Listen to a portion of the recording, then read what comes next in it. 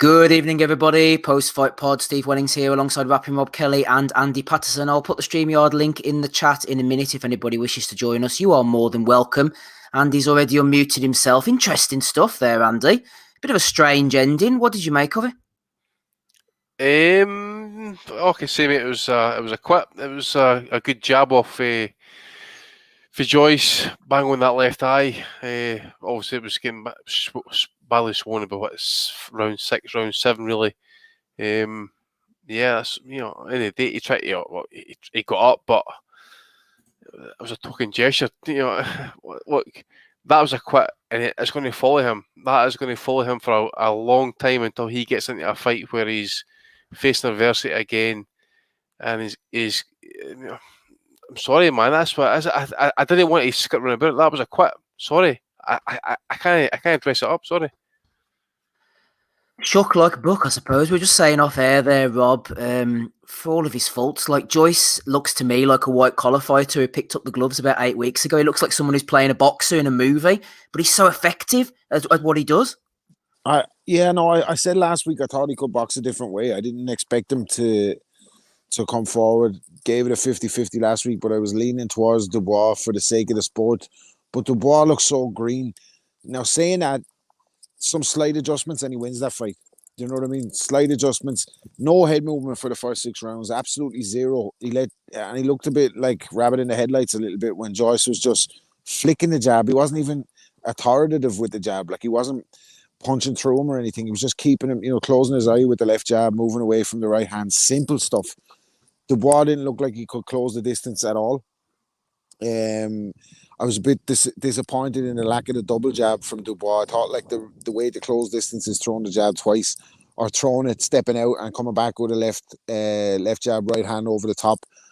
But just completely lacking a ring IQ. I thought he should have worked the body as well for the first 5 rounds and tried to find openings. And he's shown in fights earlier in his career that he's good at finding openings, but against guys like Mr. Fujimoto and fucking whoever the fuck he's been fighting, these Kazakhstani road sweepers and the likes. I don't know if he's fought anyone from Kazakhstan. That might be disrespectful to the whole nation of Kazakhstan, but his resume is not really great. Joyce has definitely operated at a higher level, but I'm surprised at how easy it was. I don't want to take too much away from Joe Joyce because he actually boxed the perfect fight tonight. He's got a good chin. And once he showed he could take the shot, there was nothing for him to worry about in the fight because Dubois so basic, straight up and down, no special effects. Shout out to Floyd. But no, you can't be a heavyweight fighting fellas at 18 stone with no head movement. And I mean, Joyce didn't even tie him up and lean on him tonight. Could you imagine what a top level heavyweight to do with him, like the likes of AJ or Pulev or Povetkin or Fury?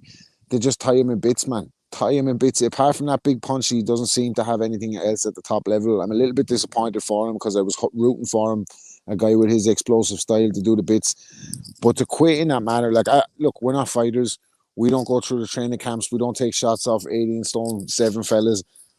But to think you have 3 rounds to go in the fight, you still have the equalizer, and the fight was level to me, like a level or 1 or 2 rounds in it at max. 3 big rounds, and you've got all these opportunities, and to take a knee from a left jab and quit in that manner, I think, as Andy said off air, that's going to follow him around. Bit surprised at the outcome, but not surprised at the same time after watching the first couple of rounds unfold. As I said, very disappointed in Dubois' green style, naive style, not moving his head, not jabbing with Joyce enough, and just waiting on him too much. And while he's waiting on, that was the thing I was talking about last week as well. If the success was going to come from Joyce from when Dubois was waiting for the opening, and he took advantage and just flicked the jab out there. And tough one for Dubois at this stage. I think a tough one for him to come back from. He's going to need rebuilding at this stage. And Joyce was not the guy that we wanted to see match on to the bigger opportunities for the sake of the fights, because I still think, looking at that, he hasn't got much to offer the top guys. Interesting fight with him and AJ. That's never going to happen. And he's just making up the numbers, waiting for a crack at the heavyweight title now at the top of the bottleneck. But to see the fight end like that after such a build-up, very disappointing from a punter's point of view. Well said, Rob. Danny Young's on the call. Come to you shortly, Danny. First of all, shout out to Ryan Deal, who's left us 10 New Zealand dollars. The super chats are flying in. Proved wrong again, says Ryan. would like to have seen Dubois tuck in and throw overhand rights consistently to the Joyce jab to negate it. Good tactical insight there. Sean Edwards is trying to join the call, but it says no connection. The device is not connected, Sean. There's no device there, unfortunately. Take Ames is on the call with us. Danny, yeah, even though there was the Hitchcockian suspense of the eye every round, Richie Woodall seemed to be ignoring it a little bit, but John Rawling was talking about it. We all know it was closing. We all know there was a chance that he could get taken to the corner at any point, but it was because Dubois hadn't shown any distress signals. Now, I'll talk about in the corner that, you know, the way they were coaching through every round, but he didn't seem to me like he was dabbing at the eye, like he was using it as an excuse. It seemed the quit was worse because it seemed to just come completely out the blue as far as I saw. Danny, you might have saw differently. I felt like there was a little bit of concern when he went into the corner each time when his trainer was trying to kind of G him up a little bit. But yeah, apart from that, no, it was kind of it was strange, and I'm kind of worried for him now because that kind of quit really affects people at the top level. It's going to take a long time for him to come back from that, if he does at all come back from that, because, like I say, we've seen people quit in the past and they've not really made a return of things. So yeah, it was an awful fight, given the hype around it. I was disappointed to see Joyce win. I mean, look, yes, the jab's effective, but if everyone was going to sit there and say, right, what do you want to watch? Do you want to see someone smashing someone up with big overhand rights and things like that, or do you want to see someone jabbing someone to death? I mean, you choose the overhand hot rights all the time, and like Rob has mentioned, Joyce does nothing at the top end, so he's just going to be hanging around there now, waiting for a big fight against someone. I mean, obviously they'll try and line it up against Fury at some point.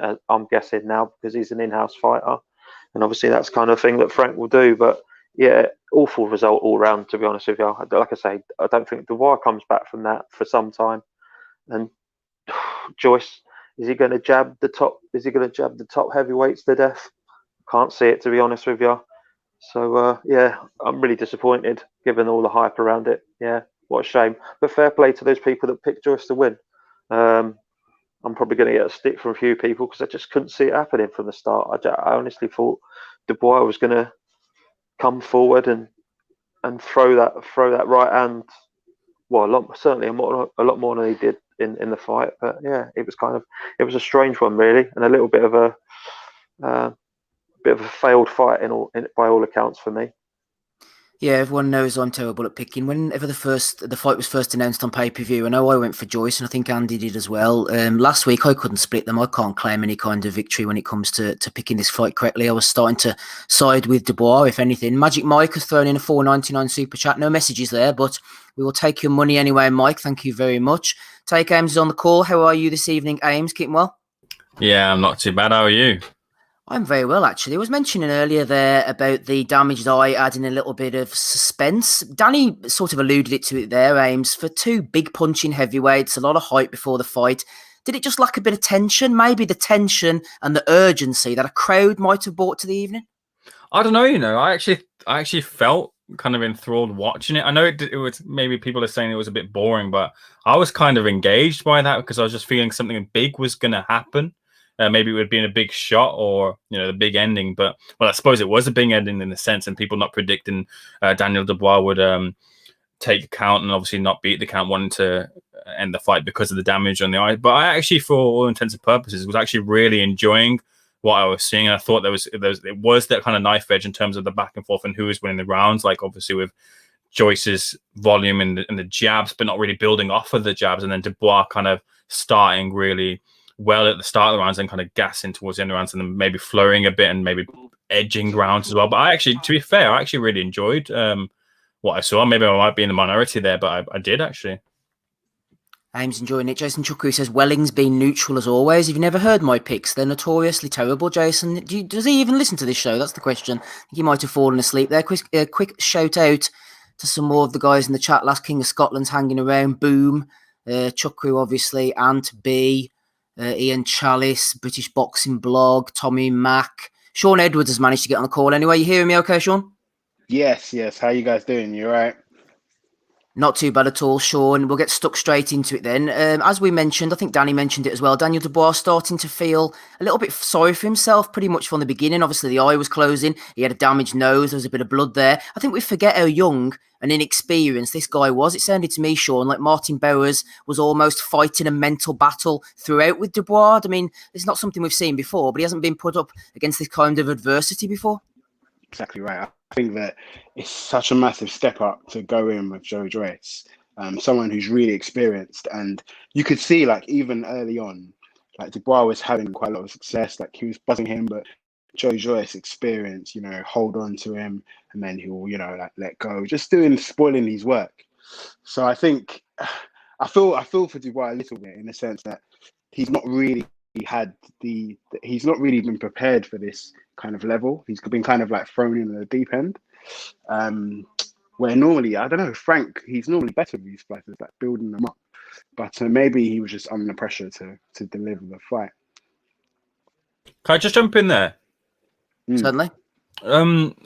Obviously, you're saying a bit sorry for Dubois, and I am as well. But do remember that Frank didn't want him to take the Nathan Gorman fight. Dubois said, "I'm not pulling out."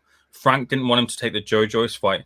Dubois said, "I'm not pulling out there." Dubois thought he was ready for this test, and a lot of people thought he was ready for his test as well. It proved that he wasn't. I think all this kind of showed was, like I'm saying here, Daniel Dubois wasn't ready yet for that type of opponent. He's still very young. He can learn a lot from this fight, and I think this could be the making or breaking of Dubois. Like I was saying to you, Steve, the other week, like fights like this, if you come on the defeat, the losing end of it, depending how you bounce back from it, could lead you towards a title off in the future, or it could break you in terms of your career and how you really come back from it. But I think Dubois will learn a lot from this fight. I think he'll know that he has to be a lot more kind of varied in his offense, have a bit more about him in terms of what he does in the ring, because I think he's quite ordinary in that sort of sense. But in terms of just taking this fight, Dubois and Frank, well, Dubois generally himself thought they were ready for this test. I don't know, man. I think the manner of the defeat hurts him. I think it's going to take a lot to come back from that, because I think other heavyweights will fancy that now. How do you beat Daniel Dubois? You keep him on the end of a jab and you don't let him. You just watch him wait on you where you accumulate points and accumulate damage. I think it's going to be a tough road back for Daniel Dubois. And people are going to question whether he has the minerals for it. Look, as I said, I'm not taking anything away from pro fighters. We don't know what it's like in there, but from the outside looking in, you'd have to question his mental stability and say that there's a bit of fragility there around Dubois. He looked like he wanted a way out, and that's not what we wanted to see. I don't know. I think he's 23 though, isn't he? So he's really, really young still, to be fair. I think he can come back. It's just how he does come back, and if he's got the right people around him that can guide him. But yeah, you're right. I mean, it looked like a quit really tonight. I think again, he's thrown in the deep end, and he just couldn't hack it really. What about the size, Ames? Obviously, Dubois is only a young guy, but I think he looked quite tense and smaller than Joyce. I mean, the big fellas at the top end of the heavyweight division, big in stature, big in reputation. It doesn't bode well for the future going in against those guys that he was unable to do that against Joyce. What do you think about the size differentiation, Ames? Yeah, first of all, just in terms of like experience and him in the fight, I thought it looked like he was burning a lot of like nervous energy as well. I think in the corner when we were seeing him there, he just kind of looked like he was very nervous. And Joyce, obviously been there, been in these sort of type of fights, especially in like the amateurs, been in with a tough opposition, just looked really calm and casual like he'd been there before.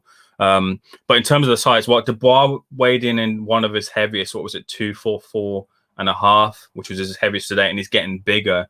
And Joyce was around 256 or something like that. Yeah, I mean, it's his frame. It looks like he's topping out about as heavy as he gets. And if he looks to get heavier, then he's really gonna damage the speed element that he brings normally. I think part of the speed element that he does bring was really kind of keeping him in there in terms of him actually landing the shots that he was landing. So it's going to be difficult for him in terms of putting on more weight, or if he fights one of the big boys, your Joshua's or your Fury's down the line. It's a real tough ask there. But like coming down, like if you're looking at him as an option for bridge weight, can it really make that? Is that really a good choice for him to maybe kind of drain down to that. I don't really see that happening for Daniel. So he's kind of really in a kind of tough area. But this is the thing. Look, he's only in his young end of 20s. He's got a lot of time to build. This just says to me, with the talents that we're going in and now, we want to push him forward. We want to push him forward for opportunities. Just slow the roll. Just take the time with Daniel now. There's no need to push him into any sort of opposition. Give him another couple of Fujimotos and then give him like a decent test. Just give him that bit of fight back and then push him on. There's no need to rush him, and there never was in the first place. But they took this up, took the fight, and here's where they are for it. But listen, like I said, Daniel will learn from this. I don't know about talking about the nature of the how it ended. I'm not one to. If that was me with that eye looked terrible. I know other guys seem to see it in a bit more of a harsher way, but I don't. And fair for him to doing that. But yeah, that's just my take on it. It's an excellent point though, because I feel that he has been rushed, hasn't he? Really, like if we think about it, like he hasn't really had the step ups to prepare him for this kind of fight, and that's what it kind of showed, that he's been rushed by everyone. So I don't know. Yeah, I don't know if it's Frank, but yeah, maybe like his team. Like there's a lot of pressure, and also I feel like BT are putting a lot of pressure on him as well. Like it's literally all about him, and he's almost like he's like the answer to AJ for BT. I think that's what it feels like this week. Yeah, well, I think they dined out on the fact that he dropped AJ in sparring or whatever, but at the same time, you have to be able to rise to the challenge, don't you? Like, if you want to be a star in the division, you can't, like, they can't keep throwing away with Mr. Fujimoto every week, like every 6 months on BT. He has to progress up the levels. Maybe the golf is too far. I get what you're saying, but if you're good enough, you're old enough in my book, and he showed tonight that he's just not good enough yet. Yeah, it's a good point. And also, if you think about, because you're talking about how he dropped AJ in sparring, but you know, what's the context behind that? Was AJ in with like a different person every single round? Like I've been in gyms, and that's what they'll do. Like when you're preparing for a fight, every round you get a fresh opponent. If you get to round 10, obviously you're fucked. So did he drop him in that scenario? And also, like David Price dropped AJ as well in sparring. That's a great shout. And Frank was signing everybody that dropped AJ in sparring for a while there as well, wasn't he? Like, so it's just, yeah, it's so silly, really. Here's one for you boys. So does the Gorman result kind of dress Dubois up a little bit then? Well, Because it maybe says more about result. Gorman, possibly, doesn't it? Or what his mental state was, Danny, at the time going into the fight. I don't know. To be honest, could be a styles make fights, possibly. Yeah, because before this fight, I thought that Gorman might have given Joyce a bit of a run for his money. Was certainly a better run than Dubois. But yeah, well, there we go.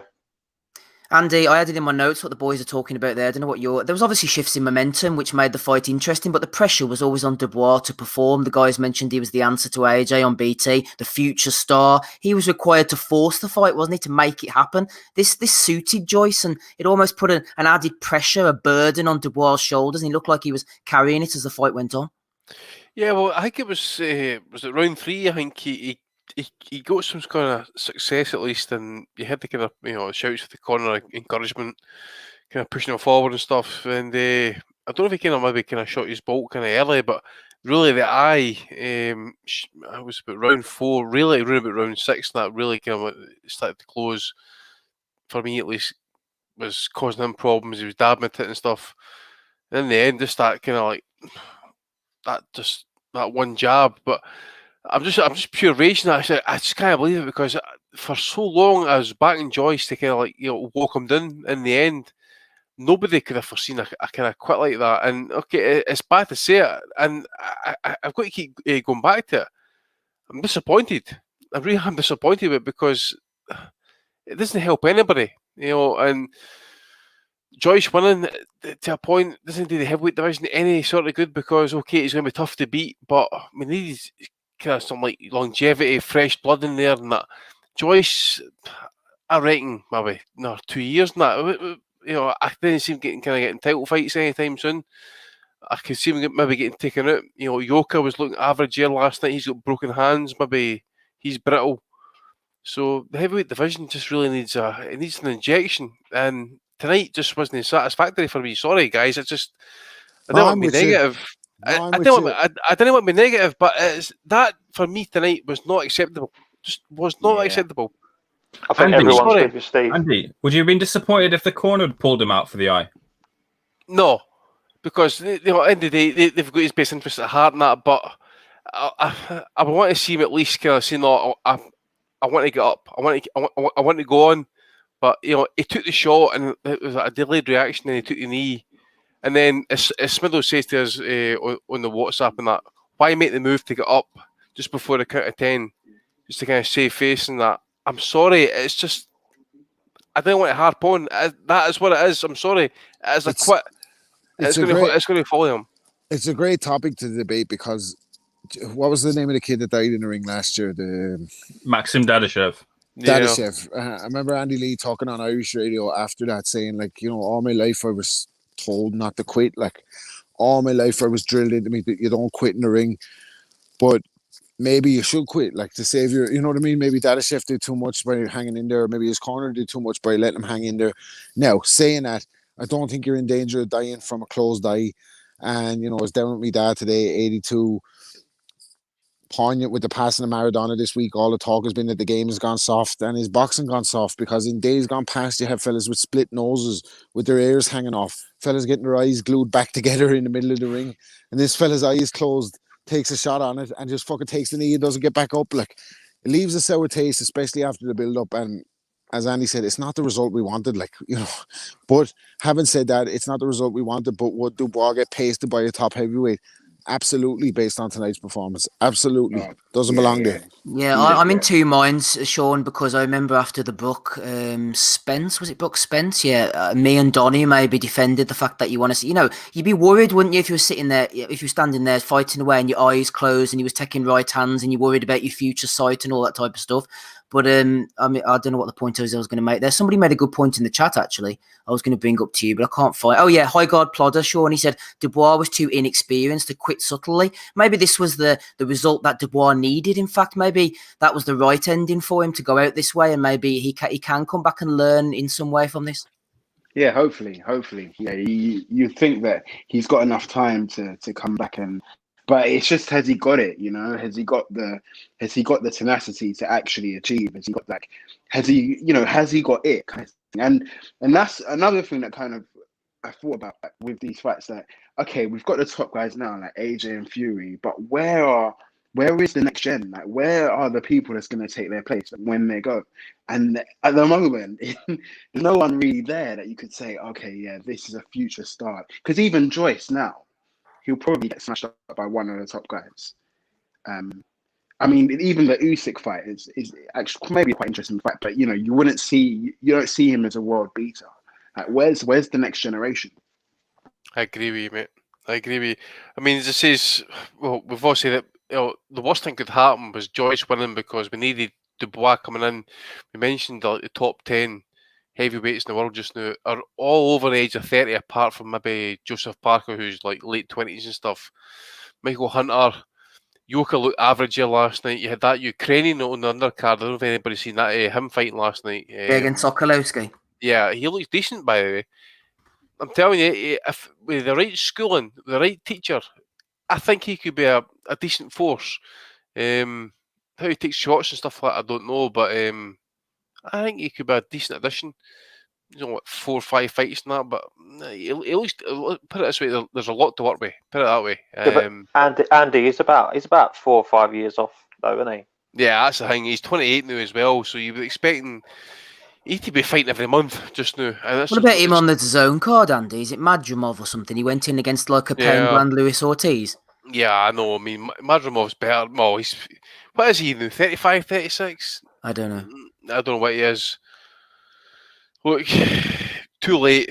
Again, another fighter needs to be fighting every other week. Not possible just at this point. So ceiling's pretty low. Same with the Ukrainian, but I just think there's maybe like Sugar Hill. I think Manny Stewart would have done some work with him as well. Looks pretty decent, but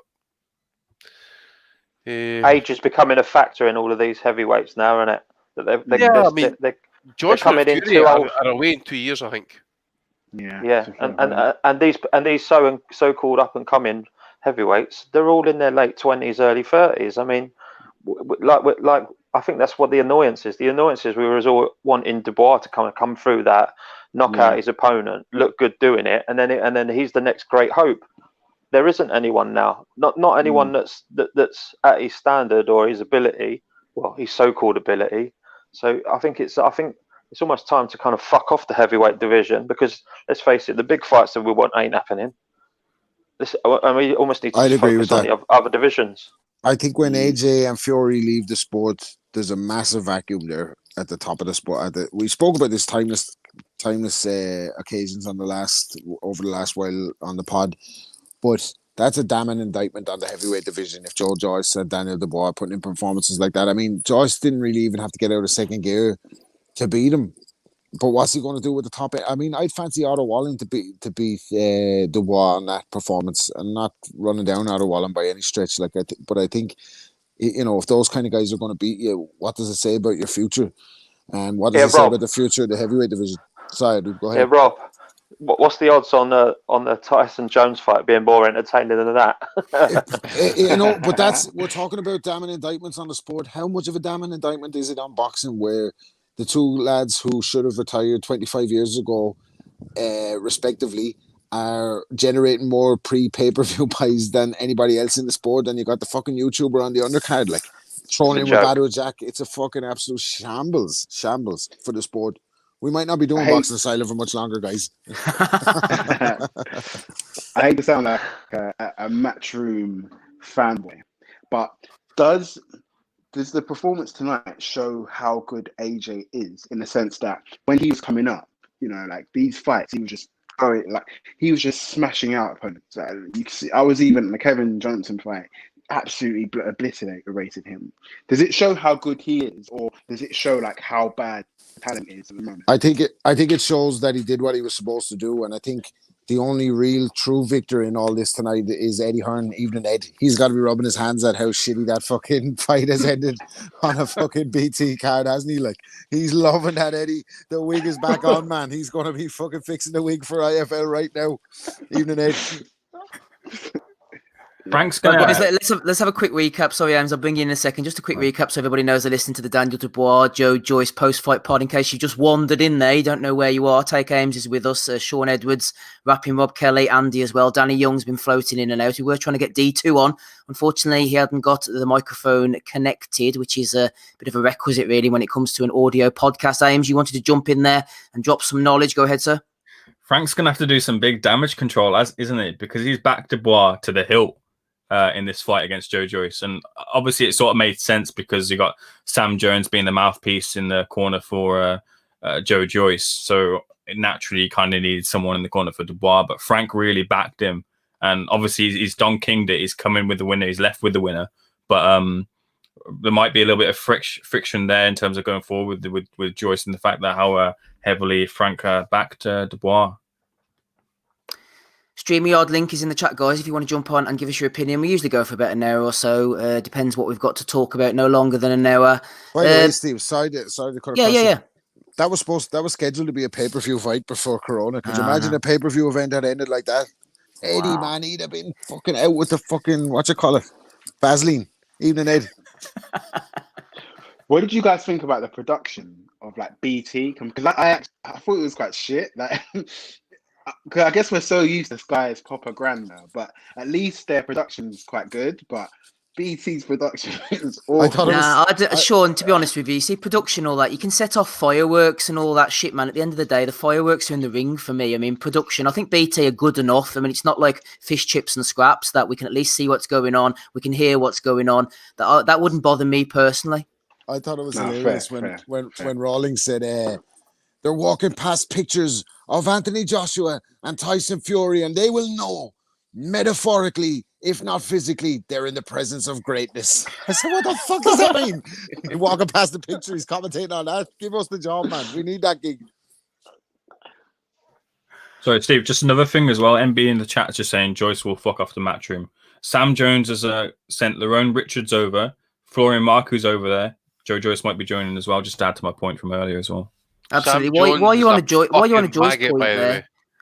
While you're on Joy's point there, Ames, let's look at the positives for this guy, because I've been a little bit critical of him in the past. I thought the jab worked really well. Obviously, it marked up Dubois' eye, made him desperate at times. The chin was there for Joyce. He never looked hurt at any point. I think that chin's going to carry him quite far. And I've said this before about Joe Joyce, even before the Dubois fight, Ames. He's going to be hard to beat. He looks uncultured. He looks slow. He's strong, durable, big unit. I think he's going to be a tough guy to beat. Just starting off, I was still actually a little bit disappointed from what I saw from Joyce generally in the ring from tonight, because what we see again generally in the ring from Joe Joyce, he's off of that jab, he's kind of the volume punches and with normally there, but they weren't there. I think he was probably hesitant of the power of Dubois. I think we saw more generally of the Dubois we see from previous fights in this fight, but obviously what Joyce was doing was just kind of picking him off with that jab, and yeah, he looked really good and do that, if not one-dimensional. But yeah, he took some licks tonight, and that chin, they were saying there's a joke that he's got like a bone density 7 times higher than the average human, and I'm going to start buying in on that. The guy looks like he's got that Homer Simpson syndrome from the Simpsons episode, where you can just take shots willy-nilly on the skull and not be affected. But yeah, look, he'll be tough to beat and tough to knock out for sure. Whether that will carry him off to wins and victories as he goes up, as he has done now, will be something to be seen. But I'm not sure just having the chin here will be enough for him. But I mean, there are obviously lesser heavyweights who haven't had the chin, who have fallen apart. So it's a great commodity, a great asset to have for Joe Joyce. But yeah, I was just I know we're trying to be positive, but I was a little bit disappointed. Even though he got the win, I was a little bit disappointed in terms of the offense they had in the ring, but he got the win, so fair play to him. Absolutely. Andy, I think I cut you off there in your prime, just making a point. What about Tony Yoka, actually, Andy? That's one thing I was going to ask you. You mentioned him briefly. He fought against Christian Hammer. I'll be honest, I ended up skipping through the fight. I thought it was a bit boring, but you've got that Yoka sort of Joyce connection, haven't you, night after night? Yeah, I mean, he looked decent at times and stuff, fleet of foot. Certainly, he was throwing decent right uppercuts to the body. He's claiming kind of like, broken hand and stuff. Don't know what happened with this and stuff, but yeah, I mean, he's got the wins over Hergovic in the amateurs, Joyce as well and stuff, but he's still got that black mark over him regards to kind of like the misdrug test and stuff. But as I says, Joyce, I still would take him to beat him. I don't rate Yoka. At this point, obviously we're coming to the end of the year and stuff, and we're kind of looking like KO and all that type of thing. And that I was actually going to still put Yoka in my prospect of the year, because he's still out or been missing. Isn't he really ranked at all, actually, in the top 4? So I was expecting something different, and other than getting kind of pushed 10 rounds for the first time, wasn't impressed. And I still think at this point it's going to be a favourable situation for him to pick up a title at this point. Fury, Joshua, Wilder, the walks through him. I could probably go through maybe 5, maybe even 10 names in the heavyweight rankings at this point. That would fancy to beat Yoka. I'll put who would say it? I'll say Hergovic would beat him. Probably Pulev. Usyk definitely. Ortiz. You think Hergovic would beat Yoka? I'm not so sure, to be honest. I don't know, mate. I mean, Hergovic is what he is. If you look at that there last night, Yoka's gained up 20 pounds. What is Hergovic? 240? I can't remember what Yoka was. Yeah, Yoka did look small, yeah. You know what I'm saying? So, I don't know, mate. As I say, it's just I say Rivas, Parker, Andy Ruiz, Michael Hunter. I don't know, mate. It's just it doesn't do it for me. Sorry. Andy not buzzing. Yoka, oh no for him. Craig says, I was fuming with the bad language being broadcast, but thankfully John Rawling apologised. Yeah, I can't blame Rawling because it's obviously coming from the top man, but this snowflake shit is doing me head, and this is boxing. All this swearing bollocks, but I suppose that's just the way it goes. Callum Frith says, Brook got fucking hammered for his quits, and he still does today. Why are people making excuses for Dubois then? I don't think anyone's making many excuses on this podcast. Andrew from British Boxing Blog has joined us. How are you this evening, Andrew? Are you hearing me well, first of all? I am indeed. Can you hear me all right? Absolutely, hear you very well. In fact, Ames was asking about the scorecards and if you got any inside information, but Ollie Souden says one judge had Dubois 8 rounds up, apparently, Andrew. I'm not too sure about that one. I was sort of unofficially scoring it in between checking some WhatsApp groups and that, but I had Joyce winning. I think he was up a couple of rounds at the time of the stoppage, and the momentum of the fight just totally shifted with him, to be honest. Just to recap, essentially, what a few of you boys have been saying, I think Dubois fought in patches, first 30 seconds to a minute of each round. He came out a little bit sharper, looked to land his jab, but as it went on, Joyce just that bizarre, upright, pouring. He's the first boxer I've ever seen who jabbed from the elbow and actually made it work. Yeah, so what about Dubois going forward then? I mean, is this something that's going to be a stain on his record? Can he cut? I mean, he's young enough to come back from it, isn't it? I suppose just the manner of the defeat, people will obviously be looking to put it on him, similar to the way Kell Brook has always had that asterisk ever since, the eye injuries against Golovkin and Errol Spence. Yeah, when this sort of fight gets made, you've got the two prospects in a way that everyone says, oh, they shouldn't be afraid to get in there. They're both sort of fresh enough to come back. Obviously, excuse me, Dubois in this case is the younger one. He was the one. If he lost, he could still come back and rebuild. And of course, that is still true. But I think the manner of it is going to sting with a lot of people in terms of the fans and their opinions. Being in the chat there, I can see that the quit word is being bandied about a lot, and it's this forbidden, naughty word in boxing, isn't it? Similar to what Rob was saying earlier on there, that fighters are trained, it's ingrained in them not to quit in the ring. And I think, however you word it, whether you agree with it, whether you think, yeah, his eye's gone, he's got every right to sort of decide to fight another day, but that is probably the one way he could have lost that will have long-term damage on his reputation more than anything else. Obviously, he's the one who's got to get back in the gym, see how he feels, see if he's got that desire again to get back in there. And it's going to be a long road. I mean, David Hayne, the pundit afterwards, was saying like 3 or 4 years before Dubois gets back to anywhere near world level. And I think it could be. 'Cause, I mean, what's he going to do now? He's got to go back to that sort of diet of knockover jobs to maybe build his confidence back up, get him believing again, and then where does he go from there? Are we looking at a Nathan Gorman rematch, perhaps? Not so sure. We could be. Stick with us for as long as you want, Andrew. If anybody else wants to jump on, you're welcome. We'll be going for a little short while, going on to the undercard shortly, and then finishing up for the evening. Rapstar Boxing Knowledge has jumped on the call. How are you, sir? How you doing, mate? We've got a little boxing channel here in London. We just covered the fight. We saw you online, so we're just going to share a couple of thoughts with you. We were just live for the fight, and thanks for having Rapstar Boxing Knowledge on your channel for his viewers, for his subscribers. So I appreciate you. No problem. Give us your thoughts then. What did you make of it? Well, I've got to tell you, I had Dubois ahead on the fight by 3 rounds ahead. I'm not going to get too much into it. I see that the flushing shot and the harder shots were landed by Dubois earlier on. But I saw that Joyce was able to weather the storm. He's got a granite chin. You can't take away anything from the juggernaut. I told everybody that if he can weather the storm early, in the championship rounds, we got to see what Dubois brings to the table. We've never seen him tested in that way. I'm a bit disappointed how he lost because I share my channel all over the world.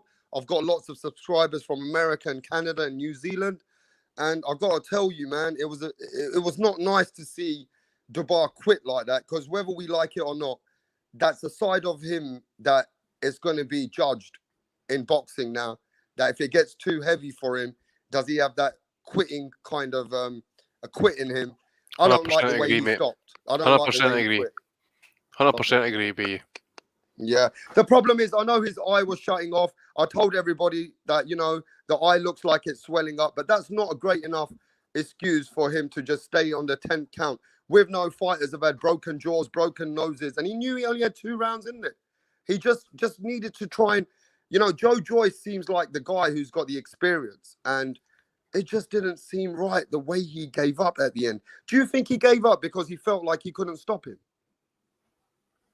Well, yeah, pretty much. I think his power hadn't told. Joyce's chin had held up, and he maybe thought he had no other options. Yeah, but did he not get told by his corner that you're up in the fight? I mean, did you guys have Daniel Dubois up in the fight until he's got? I had it It was tight. close. I had it close. It's very close. And listen, it's a fair question, actually. Anybody got the scorecards, let us know, because just you mentioned that point. Like, it'd be interesting to know what the cards Yeah, were. who's got the scorecards? Does anybody have the scorecards? I don't, but one guy said that's one of the judges had Dubois up 8 rounds. No, I had Dubois winning. That has to be Victor Loughlin. That has to be Victor Loughlin, by the way. Yeah, I had Dubois winning a couple of rounds going into that stoppage. But look, everybody's going to score it differently. I just think that Joyce has got great things to look forward to. But I think Daniel Dubois needs to go back to the drawing board, because even against Derek Chisora, or if we put Daniel Dubois against, who could we put him against to rebuild himself? You know, Derek Chisora doesn't have a quit in him, right? So we got to see now how we're going to rebuild Daniel Dubois. I mean, it's not going to be easy. Put him with Yoka. Nah, I don't think they'll send him over think to fight Yoka Yoka. probably beats him too. Yeah, they won't send him over for that. Beats him now. I think, yeah. I mean, you can talk about the drawing board all night, but it comes down to the minerals, doesn't it? Like, and you got to think that those guys, 18, 19 stone, if they're putting it on Dubois. I mean, he looks so green. I keep going back to it. He looks so green. No head movement, no doubling of the jab, no ability to close the distance, no going to the body and shipping a jab like that all night. And the corner, you could see they're trying to G up. I think they saw signs that he was going to jack it early, because even after 3 rounds, 4 rounds, they're saying to him, look, this is the fight game. You're in it now. You know what I mean? It was a lack of belief, I think, from their side. Like. Sam on Twitter at Walking Miracle, actually, he actually tweeted 18 minutes before it happened that Dubois looked like he may have some quitting him. 18 minutes later, what happened? He took that knee after that jab. So fair play to him, he called it. But can I ask just didn't you look guys, focused in the corner. Yeah, I mean, even Joyce won with good experience, but that kind of a win is not going to... Look, I'm going to be straight up. That kind of win can get him a good fight with Andy Ruiz or a good fight against Joseph Parker. But when you talk about the Tyson Furies of this world, or even Anthony Joshua, those guys have got a lot of gears. And I think Joyce, I'm really proud of what he's done. I appreciate what he's brought to the game. But we've got great heavyweights out there. And Tyson Fury and Anthony Joshua just seems too much for these guys. I don't know. How do you feel? To be honest, mate, I don't think the heavyweight division is as strong as what some people are predicting. I just think we need some fresh blood. I think Joyce's victory tonight doesn't really help us, because I think Dubois winning long term would have been the ideal thing. I think Joyce has got a low ceiling. He does what he does best. You know, he steps forward, he hits jabs. I don't think he kind of pressed it as much as what he would have, and I'm disappointed that Dubois didn't work the left hook, because he's been known to kind of throw a good left hook as well. I just think all round that is not a satisfactory ending for me. And Joyce will get opportunities, fair play to him and stuff. I hope he does well. Dubois, for me, that is going to follow him like a bad smell. What he did tonight, and as I say, it's bad, but you know, it's Ferdinand Pacheco says, the nature of the game is not to quit. You know, a man's fight is to the death or close to it, and that's just what it is, man. You know, we are the end that came up out through the sea. You know, despicable species. You know, we fucking fight for a living. So I'm not sure. I think there's a line, to be honest, and Dubois was getting close towards that line. You know, that's why you can't really put all fighters in the same bracket, Andy. You know, this business about respect everyone who gets into the ring. I've always took issue with that, because there's guys who'll go to hell and back. Arturo Gatti, Eric Morales, Matthew Saad Mohammed, all these fighters we've mentioned many a time. And then there's these fat frigging Armenian road sweepers, no offense to our Armenian listeners out there, you know, who are getting in there and falling over. So there's like a line. I think that it's not black and white for me.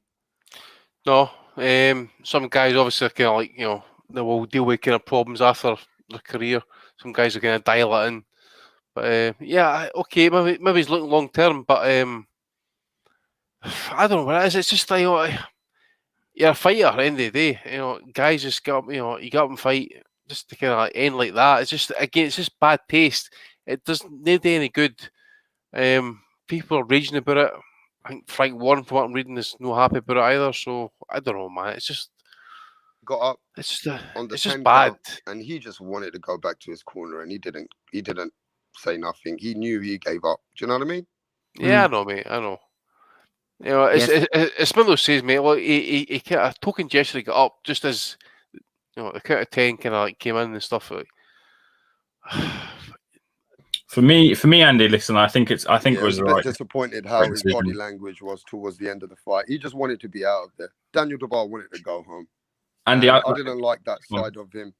I saw a side of him there that wasn't something that I expected from Daniel Dubois. I thought he would go all the way, being a young guy, fresh, never been injured, never been in no horrific injuries. He's young. I felt like his corner, it was at the right momentum, and he should have gone for it. I just don't know what happened. Do you think something happened? He's injured? I don't know, man. Something seemed weird to me. Well, yeah, I think he was definitely injured, like Ames. I mean, what do you think?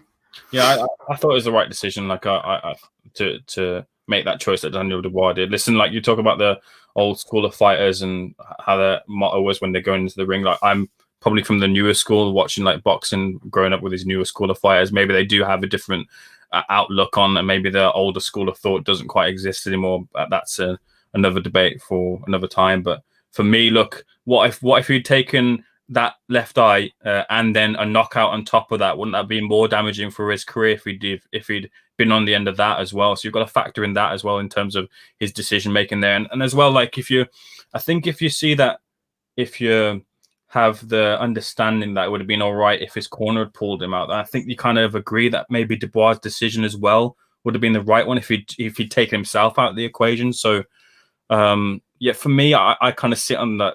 I empathize with Dubois, and I think he made the right decision in terms of taking himself out of the equation there. That's just how I see it. Rob, if Dubois is to come back stronger, what type of technical changes is he going to have to make? Obviously, he's been a good body puncher in the past. He wasn't really able to burrow in and hunt the body like he has done. And the lack of head movement, obviously, Rob, is something he's going to have to work on because he was taking far too many jabs. Yeah, I think you covered it. Like I think he relies too heavily on the one shot, but at the same time, he doesn't show the nous to set the shot up at the top level as we've seen tonight. As I said to you, nothing off the double jab, nothing off the body, no head movement. And fighters be licking their chops. Top heavyweights be licking their chops. You tell me Del Boy doesn't want that fight, or any of the guys in the top 10 wouldn't want that fight with Daniel Dubois now after seeing that. I mean, it's clear to see if it take the big punch away from him, he'll have trouble in the fight. And I think body language, I hate that term these days because body language, everyone is analysing body language. But at the same time, there's something to be said for it in 2 or 3 rounds where you see distress signals coming from Dubois' corner when he's still well in the fight and probably winning the fight on the cards. They sense something was coming too. Like I think they got a feeling, and his gas tank needs work as well. I think the fitness level of Joyce looked like he never got out of second gear for the whole fight. And as I said off air, I don't think he put a combination together all night, and I don't think he put too many power shots on Dubois all night and was still able to win it that easily. So yeah, there's a lot to work on, dude. And as I said, you can talk drawing board all night, but it'll come down to whether he has the balls or not. And I agree with Ames to a degree. Like, I mean, personally, if the fella takes himself out of the fight, his health and safety is paramount. But we don't care about that. You know, we might sound like savages, but as punters or as free streamers, shout out to Super Chat. We don't give a fuck about that. We want to see balls out. We want to see gung ho. We want to see fucking go out on your shield. And we didn't see that tonight, and that's a big indictment, I think, on Dubois. Hamid's joined the call. How are you, Hamid? Hamid, are you there? Don't fuck this up, Hamid. Come on, pressure's on, Hamid. Solid start from Hamid here. Just taking things easy. Can you hear me though? Yeah, I can hear you now. Go ahead. Oh, sorry about that. I didn't know it's mute. I'm just going to say thanks for having me on. Congratulations on the 400 episodes. Thank you very much. I was just going to say, I think people have been a bit too overcritical about Dubois quitting. Yeah, I know no one wants to see that, but I'm a UFC and a boxing fan, and when I see the being beaten out of a guy, yeah, I want to see guy. I think the guy was gone. I did have him winning up until that point, but if he was to box on, the guy had one eye, and I think either the referee or doctor would have stopped that fight. So obviously, no one wants to see a guy get quit. And when you're in the ring, as someone who sparred, I think you can't have that mentality. But how many of us could say that we've been in the ring with one eye or a badly swollen eye? You know how many people have fought with broken jaws and eye Yeah, I sockets? know. I mean, you know, But Arthur Abraham, I know. Arthur Abraham fought with a whole broken jaw. I mean, there's been loads of fighters who really grit down. So you can't say Yeah, that that's people are that's going to what I'm forgive saying. him. People That's in the what I'm saying. boxing world are not forgiving when it comes to stuff like that. Sometimes I'm just saying, not But he just the was. England boxing fans, That's all over not the the world. point, though. I'm saying he was gone, though. The guy was gonna get seriously hurt. Obviously, you shouldn't quit, and that I think mentally and body language wise wasn't a good idea. But the guy's 23. We need to look at the guys he's been fighting. Like I picked Dubois when a couple of months ago when the fight got announced, but as it got close, I was looking at both guys who they fought. And I even said, my head is saying Joyce, heart I'm going is Dubois, because I think the only guy he fought was Gorman. I don't think outside that he's really fought anyone. And when you look at Joyce, I thought he beat Tony Yoka in the Olympic final.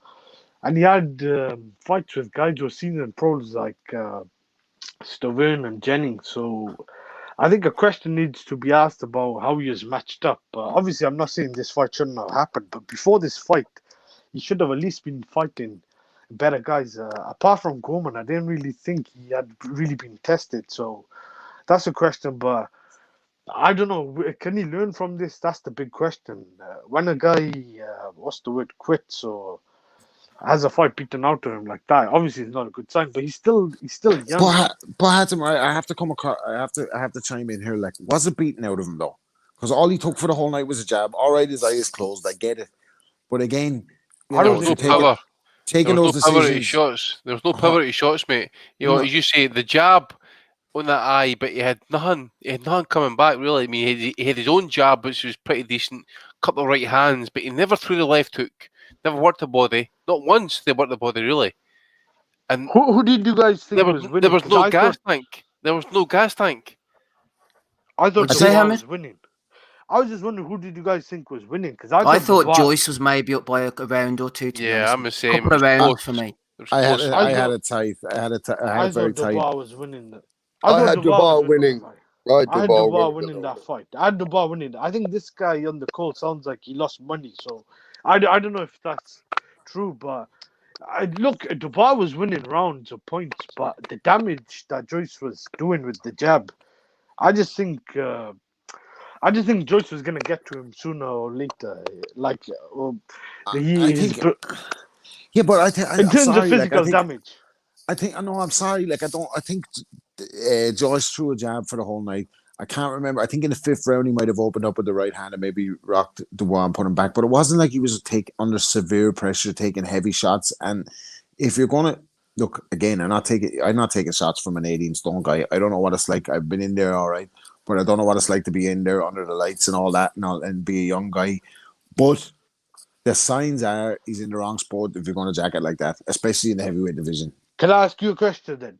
Whose shots were doing more damage? I know you don't score fights like that, but this No, is I professional think the boxing. ball's right in the fight. I don't like. I think a good No. two. I'm saying whose shots had more damage, Well, Well, physical obviously, clearly damage. Joyce's. obviously Joyce. Just look at Joyce's Joyce. Dubois' because eye. his eye, but at the same So time, that's what I'm trying to say. Like Joyce was marking him up. I just think but I was think this, in Dubois. your opinion? Then let me put it back to you. Right, I can understand Kell Brook quitting against Spence. I can understand it. I can understand him I'm quitting not against justifying. Golovkin. But can you understand it? Like, it was it was one of the most bizarre stoppages I've seen all year. I can't, No. I'm not especially with the build justifying. up. I'm not justifying that. I was just saying it looked to me like Dubois' shots were just bouncing off Joyce's chin, where Joyce's shots had Dubois bleeding from his nose. One of his eyes was completely shut. To me, it just looked like, I don't know. It looked like Joyce was doing a lot more damage. In the end, obviously, I'm not saying no one should quit in the ring. Obviously, if you see this, you got an injury like Jerome McClellan. I remember Jim Watt was saying he quit. Like, that was absurd. And if anyone was saying stuff like that, like Jerome McClellan could have died.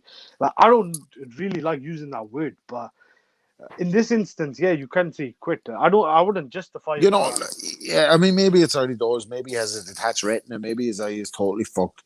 Maybe he felt something pop and just decided to jab. But to me, Yeah, it wasn't right. with the opportunities and with everything that's at stake, you'd be wanting them to come out to try and go out on the shield, wouldn't you? Like, come on, like, I agree. too many people are making excuses for this. I think if AJ had quit in the same manner, but at the time, you have to just say what you think. I think, Rob. Yeah, I think. Well, look at it. If Joshua quit in the same manner, he'd be getting pelters. We'd be playing Sweet Caroline down the line right now. The whole boxing public will be calling him a quitter, but people are kind of making an excuse for Dubois, personal safety. I get it. I completely get it. But as I said, as punters, we don't care about that. And if you're going to be the business as Frank Warren has built Daniel Dubois up to be the next generation of the heavyweights, you don't do that. Yeah, I agree with you guys. If it was Ruiz against Joshua, people said, and I said that Joshua jacked it in that fight, right? So and everybody turned it against him. Joshua got the ton of shit for it. So tonight he did the same thing. Dubois, sorry mate, he quit. Hamed, he quit. That is it. I agree though. I don't know why you guys are trying to make it out like I said he didn't quit. No, I'm not saying that. I'm not saying that. No, I agree, quit, but I'm just saying that I think like some people are trying to make it out like if he didn't quit. I'm not saying you guys or anyone. I just seen some people online like they're trying to say if he got back up or if he fought on, he was gonna win that fight. I think he was defeated. Like to me, it looked like mentally he was gone. So I don't know if it would have made a difference. Obviously, you should never quit and you should go out on your shield. I agree with that. Like it's not a good look, and I don't think. I think that could be in the back of his mind for the rest of his career. Well, he'll have to prove it's wrong, but I agree. I don't think he's good. There was nothing in his punches coming back. Let Rapstar come in quickly because I've got another guy on the line. Go ahead, Rapstar. I just want to know what fighters have we had coming up like that, who quit like that, who came back to prove the boxing world wrong. I think we got to recognize, right? That's a very bad for his credibility, his momentum. Everybody in England knows behind the scenes that Daniel Dubois has the power. There's a story that he dropped Anthony Joshua, so we know his power's real. But his maturity in the ring showed us today that he's lacking something, and it is what it is. I love my boxers from England. I'm always hyping up the fights all over the world, but I cannot deny that that looks really bad for him. I think experience is something that I think people overlooked. Don't get me wrong, Dubois was the favorite with the bookies, but I said if it goes late, Joyce should win this fight. I'm not saying I predicted Dubois is going to quit or anything like that, but I had a lot of question marks over Dubois. And if you look at the guys he's fought as a professional, outside Kevin Johnson, I don't think he's really been in deep waters. And that was, to me, not really a competitive fight. That was like a one-sided fight. So I think the writing was on the wall. There were question marks, but I think the way it played out will probably leave a sour taste in a lot of people's mouths. But I mean, he's still 23. He'll have to try and prove a lot of people wrong. The thing is, he'll have to be matched up well. The thing is, can he learn from a defeat like that? I think that's the big question. Exactly. Hamed, thanks for joining us. I'm going to have to move on, okay? Cheers for joining us. Thanks. Bye-bye. Bye-bye. Touch Gloves has been waiting patiently. Good evening, sir. How are you? Touch Gloves. Let's touch gloves and get on with it. Are you there? There we go. Yeah, there we go. Sorry. That's okay. Go ahead, sir. What you got to say for us? Fucking hell, it was a good fight, I thought.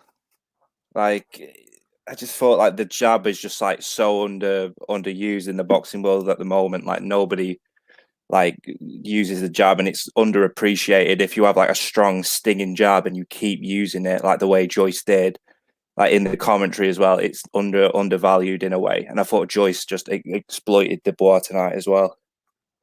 Yeah, well said. Everybody knows that I'm a big fan of the jab. Joyce showed a good strong chin as well, good gas tank. What's his ceiling, Touch Gloves? How far do you think he can go? I think he can fight for a world title easy. Like, well, in this climate, I would imagine so, yeah. Like, I just worry about the Usyk fight for him, though. I really do. With watching the amateur fight that he had, I just don't think he can beat Usyk.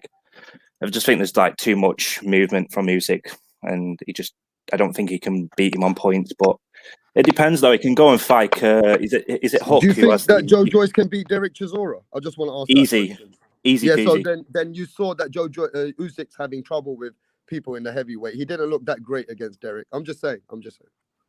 True, but I thought Usyk just controlled the fight after the first 3 rounds, and Chisora was just absolutely knackered because he is past it. But it depends how far Joyce, what fight Joyce can take next, because he might not even stay with BT after what Frank Warren said in the post-fight. You know, Yeah, made a out. few of the other boys were saying that actually. What about Dubois then? Touch gloves. Where's he going to go next? Do you think he can come back and learn, as the boys were saying? It depends. Like, you can't really put him up against Japanese and Asian fighters for like another 3 years because nobody's going to be interested. So you either like put him down the European, and you put him up against Marius Wack or something like that, just a slow, lumbering like tin pot. You know, he's got like a good ranking, which will give him a bit of a boost. But depends. That's the thing with Frank though. It's like, what fighters has he fought apart from Joyce? He's like at a top level. Nobody. Right, we're going to move on. Touch gloves. Call back again whenever you can on a Sunday evening or something. You spoke well. Thanks very much for joining us. No worries. Thank you very much. I All the appreciate best. it. Cheers. Cheers, Thanks, dude. dude. Thanks, dude. Punch Drunk is on the call with us. How are you, sir? Hey, what's up? How you doing, guys? Everybody on the panel, the host, how you doing? Is that Punch Drunk from America? Yes, sir. Yes, sir. What's Oh, he's a great channel. Nah, man, boxing he's from fella. Leeds. Is that Punch Drunk from the States? Yeah, Let's man. hear what he's got to say. Go ahead then. What's good? Joyce, great poise. He weathered a couple of storms. Hell of a chin. Fundamentals, just won this fight. Was focused and was determined with the fundamentals. All he needed to do was just jab him to death. Dubois, great power. He didn't adjust, couldn't slip the jab. I think the trainer should have implemented some type of adjustment so he could slip the jab, because he was just working off one punch and it was just a jab. He couldn't slip it. He couldn't, and it's not like Joyce just doesn't have. He has one speed in his jab, and it's kind of slow, and he still just kept on hitting Dubois with it. So I think it was a great outing for Joyce. Great. It was a great, but Dubois could learn a lot from this. He's only 23 years old. He lost early in his career, and he could learn from this. So I think it was a good event. I'm proud of both men. I respect both men. About the quitting, taking a knee, I was kind of shocked he did take the knee. He had two and a half rounds. I think he's gonna get critiqued for it, but he's young, and if he just keeps on going and keep on winning these next couple of fights, I think people's gonna go after him for quitting any other fighter in any type of promotion he has. But he's young. Put it that way, man. He's gonna get over it, and he's gonna do good. I think so. You mentioned the Dubois sort of fundamentals, the trainer. He has an excellent trainer, Martin Bowers. Do you think that there's a case that Dubois cannot implement the changes that are needed, or do you think he can change his style? I think he could change his style, because he does got good pedigree. He does got a good one too. He went to the body a couple of times and he did connect on the body. I just think that he probably got frustrated that Joyce took his best punches and he didn't wobble him. He took it. Joyce just did a great job of weathering the storm, and every time that Joyce did, he was trying to weather the storm. Joyce just stayed poised and kept on jabbing. He just did a great job being experienced. Had a great chin, and you just got to commend Joyce. Excellent stuff. You spoke well there, sir. Do you want to give a shout out to your channel again before we let you go? Punch Drunk Boxing. And the Smelling Salt Podcast. And shout out to everybody. Love y'all. Keep doing y'all thing. Thank you for having me on the panel. Rap Star was good, my brother. So God bless. I'll catch you later on tonight, Punch. I'll be on your channel tonight. All right, brother. God bless y'all. Thanks very much. Cheers. Hatton Cheers, Bombs dude. jumped on the call. How are you, Hatton? Keeping well? Unmute yourself, Hatton, so we can hear you. Can you hear me now? I can hear you now. Go ahead, sir. What's happening? Yeah, it's good. Just thought I'd ring in. I tried to ring in on Sunday, but I couldn't get through. Happy 400 and all that. Thank you. So I was watching. So don't you think Dubois? Sorry, this is my opinion. I think Dubois sort of reminds me a little bit of what's his name, David Price. Mm-hmm. He got hyped up beyond when he came to it. He just ran out and he just quit. And I don't think, I'm looking at the two boxers tonight. I know it's a bit harsh to make a judgment on just this one fight, but he quit. But like I said, there could be reasons behind it. He could have shattered a bone. He could have done whatever. But I don't even think Joyce is that good either. I don't think, given the heavyweights, the gap between the top two and the rest, I don't think either Joyce or Dubois are even anywhere near what they need to be to win a title. I mean, Usyk against Joyce, even though Usyk doesn't carry power, I can't see Joyce troubling Usyk either. So it's just going to be a case where they just float around the level they're at. And maybe if for whatever reason one of the big fighters can't be made, they'll wheel in the likes of Joyce and Dubois to fill up the gap, because I don't rate either of them. Do you think the heavyweight division's in a bit of a state at the moment, Tatum, or are you excited about what you're seeing? To be honest, I think Andy made the point earlier. I think it's a bit overhyped, because it's Tyson Fury with Joshua. Wilder's disappearing, and I don't think it's as hyped up as it was. I'd rather be in the situation where the further the lesser weights are a lot better, like the Gervonta Davis and the Teofimo Lopez. That's the weights to be in, to look at. The heavyweights are overhyped. Let's face it, Fury and Joshua are never going to fight until the fans are allowed back.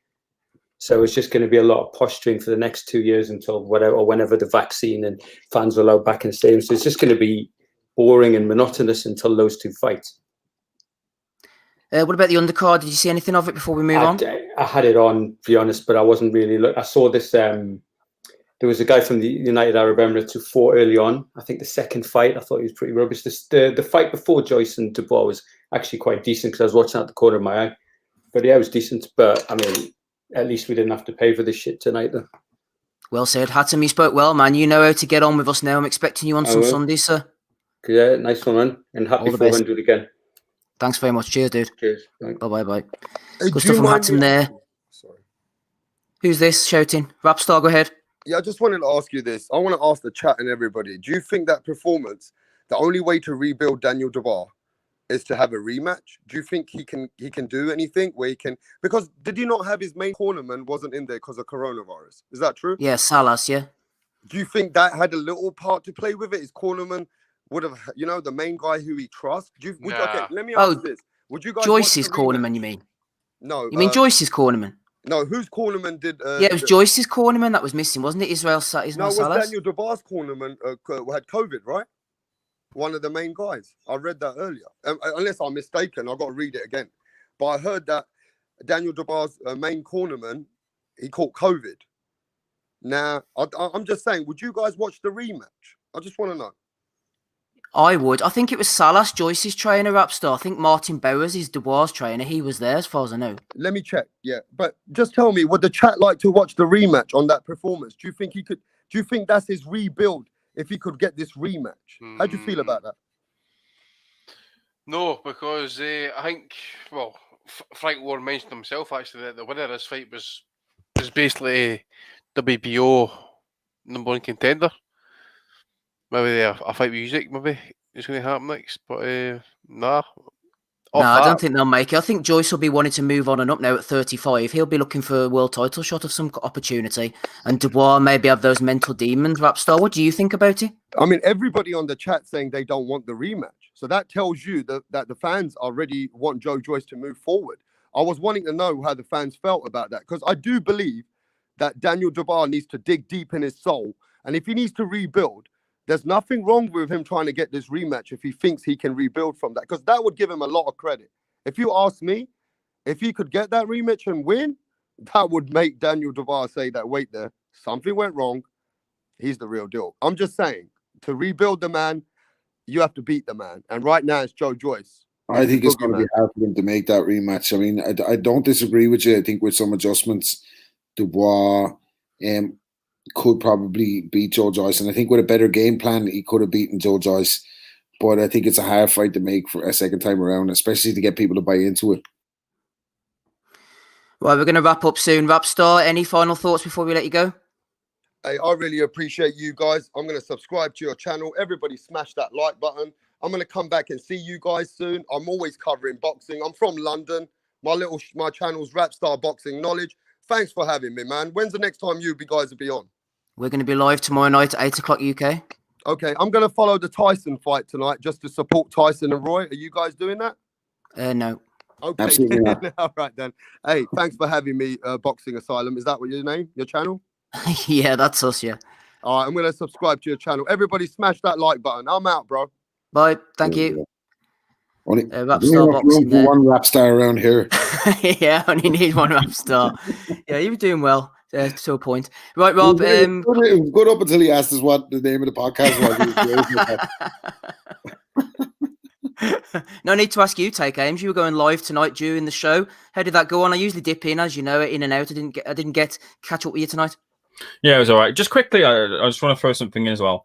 The thing about Dubois having the power, is that a bit of a myth? Because I can't recall one punch knockout from Dubois carrying that power. Now, looking at his record, like Kevin Johnson, he went to a points victory over Kevin Johnson. A year later, Kevin Johnson was stopped by Martin Bakoli. I was there for that.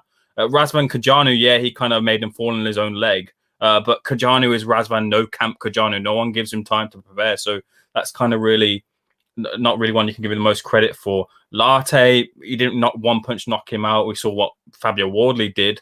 Gorman, the same thing. Ebenezer Tete. I mean, Fujimoto coming up all those weights, he wasn't able to dispatch him like I said, with this massive power that Daniel Dubois has. And I said to you before the fight, Steve, this fight will be a gauge as to, and obviously Joyce has this cracking chin, but this will be a gauge of where Daniel Dubois' power is. And I don't actually think Daniel Dubois has that power yet, or the power that people were speaking about beforehand. So, yeah, I was on my live stream. I was looking forward to seeing that, and I think that's answered that question in terms of Daniel Dubois. Well, I don't know, he's obviously young. The man's strength, if that comes in at the heavyweight division, if he's already got it, I don't know. But that was a question answered that I saw on the live stream, as well as Dubois being ready. I enjoyed the live stream that I did, and I obviously enjoyed listening to you guys as well. But yeah, listen, rounding it off, like, I think they'll build him up with a couple of crap fights. Forget British level, they'll put him in at shittish level.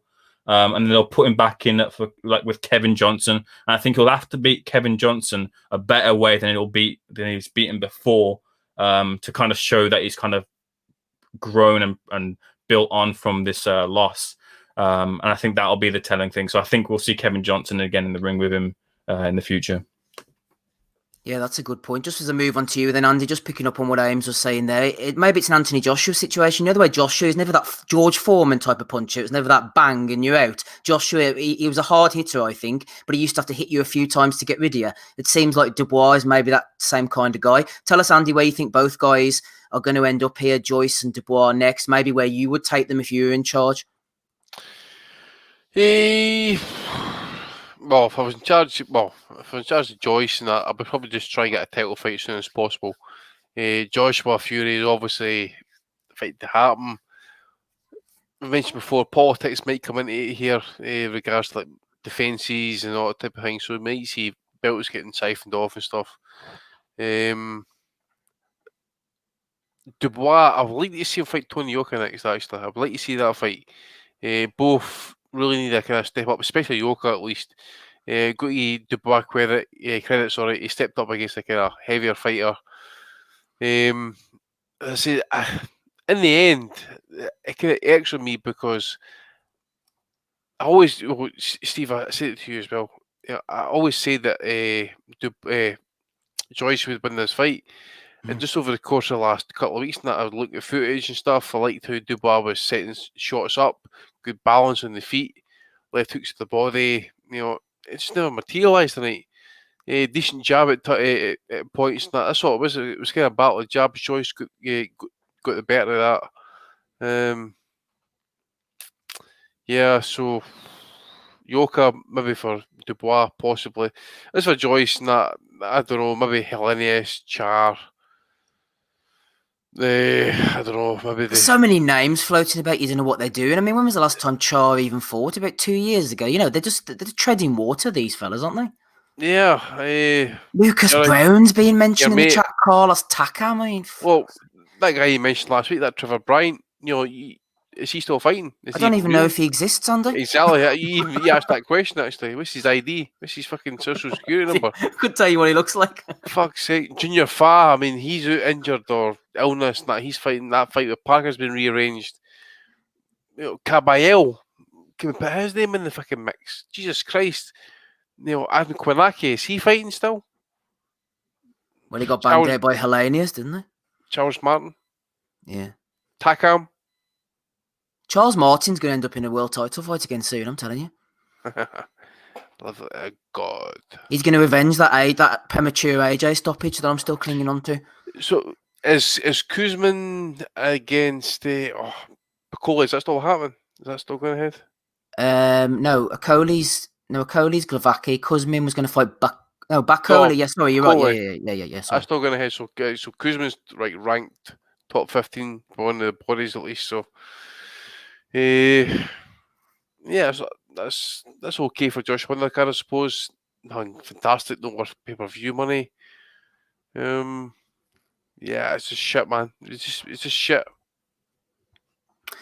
No problem. Let's move on. Dave Trick says, I think Joyce is like a Foreman. People forget Foreman was a big old lump. He took a lot of shots, but he was wild too to head and body. He threw a lot of those big bombs back in the day, did George. But, I mean, obviously Joyce has got a long way to go before he sort of catches up to old George. Danny Young, where do the two guys go next, do you think, in your opinion, Dubois and Joe Joyce?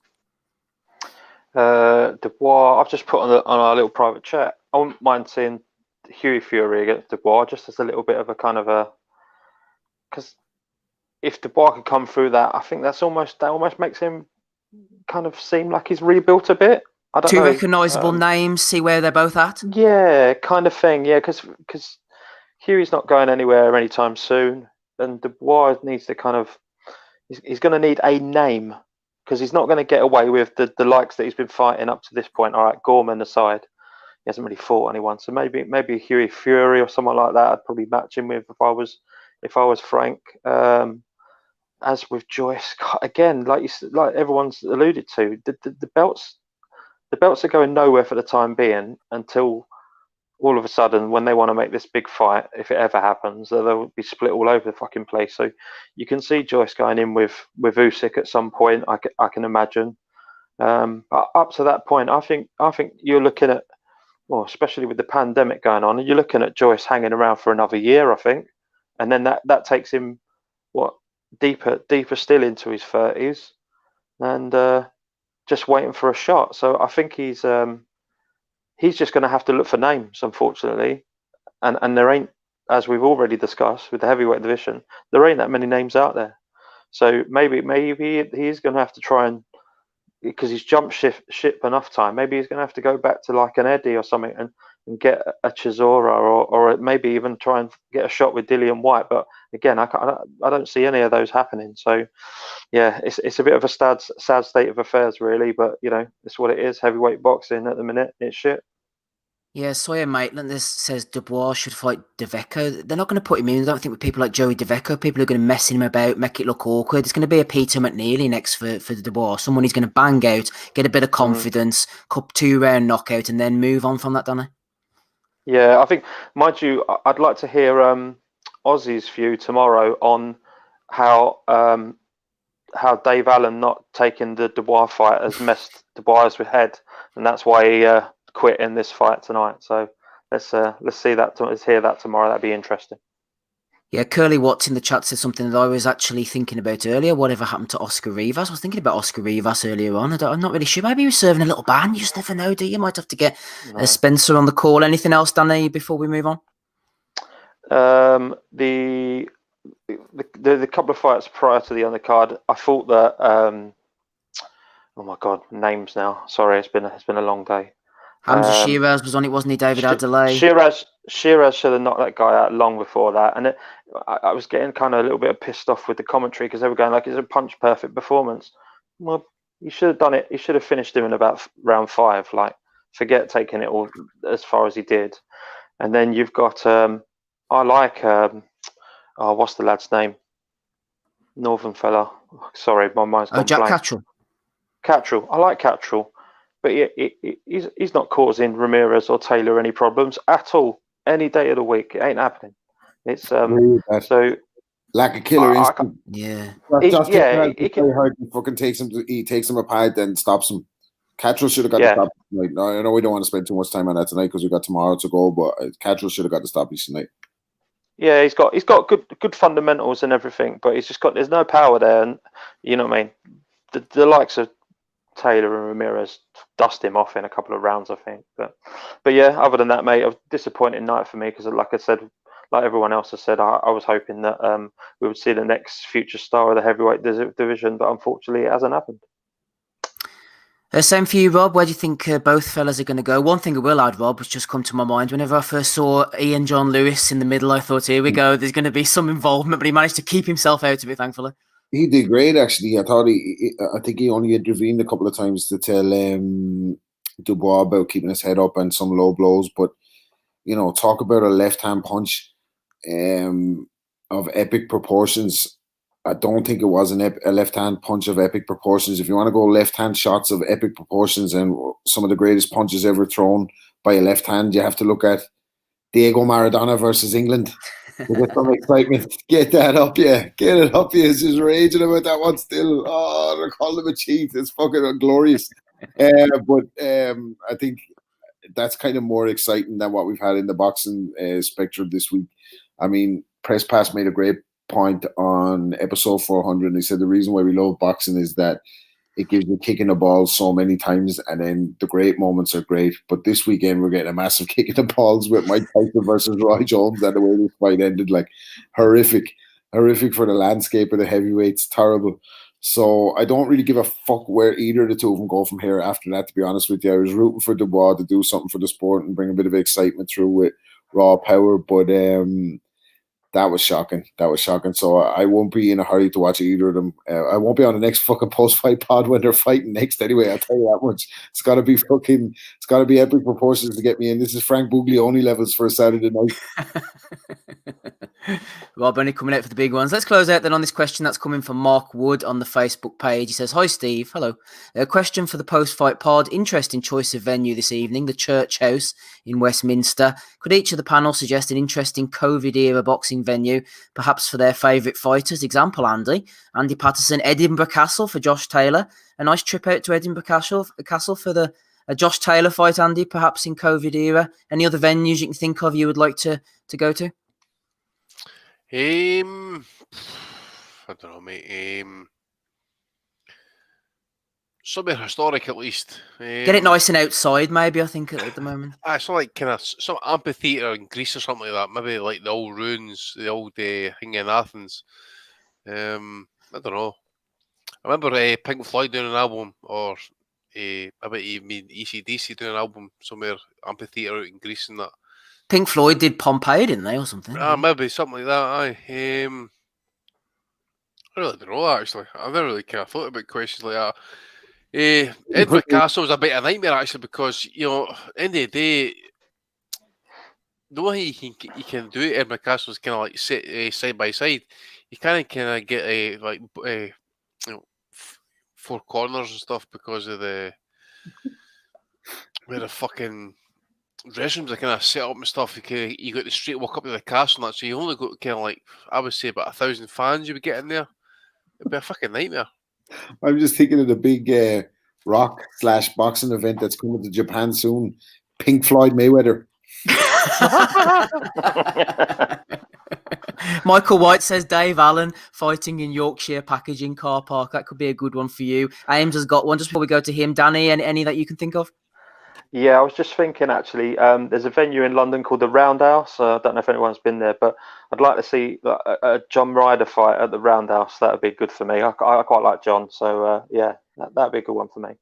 Absolutely. BS says the Vatican, maybe. Hatton Bomb says Kell Brook to fight in Mallorca. Ames, what you got for us? Yeah, you mentioned John Ryder there. They tried to make the fight John Ryder versus Canelo and Alcatraz. They tried to make that fight. I think they tried to make a Canelo fight in Alcatraz a couple of times, but that was something that was actually on the table there, but wasn't able to materialize. I think the one that really kind of writes itself is Andy Ruiz versus Cristobal Arreola inside a blimp. Can we get that one done? That's all I've got. Paver says Under the Lights as well. There's been a few on cruise ships over the years, Danny. I know that. I think Beethoven Scotland infamously fought George Kelly Jones on the HMS something or other. Any others, Danny? There. I was just going to say one of the Furies in a caravan park would have been magical.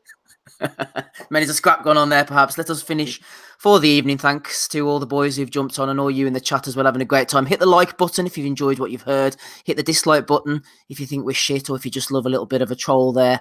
Everybody's had a great time. Andy says the cards at the time of the stoppage were 87.84 Joyce, 86.85 Dubois, and 88.83 Dubois. So it was only a 5-point margin to Dubois. Still pretty wide, but not quite the 8 points that our friend was telling us earlier. Let's finish up then, shall we? We will be back tomorrow evening at 8 o'clock as usual for episode 401. The Hangover, the night after the big 400. Thanks to rapping Rob Kelly, who's joined us tonight. He'll no doubt be there tomorrow night. Danny Young, our friend, is welcome all the time. Take Ames as well is also welcome to join whenever he wants. Maybe Rapstar will join in if he remembers our name and finds the link. Andy Patterson, stalwart that he is always around. Perhaps Ozzy will have dusted himself off for tomorrow night and come on to tell us why Joe Joyce did such a great job. I've been Steve Wellings. We'll be picking the fights. What are we talking about tomorrow night? A bit of Joyce, Dubois, a bit of Jones, Tyson, a bit of Jacobs, maybe Rob, a bit of Errol Spence against Danny Garcia, perhaps. Bit of Jake Paul, bit of Jacob? Battle Jack having a Fucking draw. Jacobs. Argentina Vacares campeón. Argentina Vacares campeón. Hatton Bomb says no adverts tomorrow. He keeps going on about adverts. I don't quite know what you're referring to, but if you want to sponsor us, then patreon.com/Boxing Asylum is the place to go. Maybe Hatton will join on for episode 401. Thanks again to everybody. Let's us before you end up fuck around. It's fucking 1:05 in the morning. Stick a fiver in the stick $5 New Zealand in the chat there. Yeah, I mean, get you. 5 Ugandan dollars, Rob. I think that's about 36p on the exchange rate tonight. Yeah. Where's what's his name while you need him, by the way? Not that he's from Uganda. We need him on the pod tomorrow night to break down Dubois Joyce. Dr. Joseph Ajayo, THD. Where is he when you need him at a time like this? He's too busy training in his garage, Andy. He's smoking THC with his fucking big ring on. That's what he's done. He gave out some sound advice on Twitter earlier, though, didn't he? To Joyce. Yeah. So what did he say? We missed that one. What did he say? He was saying that you've got to keep your guard up and watch that big overhand right and all the rest of it. He was on the ball. He was basically fucking claimed a victory over fucking Daddy Dubois, Dr. Joseph. The doctor telling it how it is again. He's always right. Absolutely, Dr. Joseph Ajayo, THC DMT. I've been Steve Wellings. Catch you all for 401 tomorrow night, same place, same time. Bye.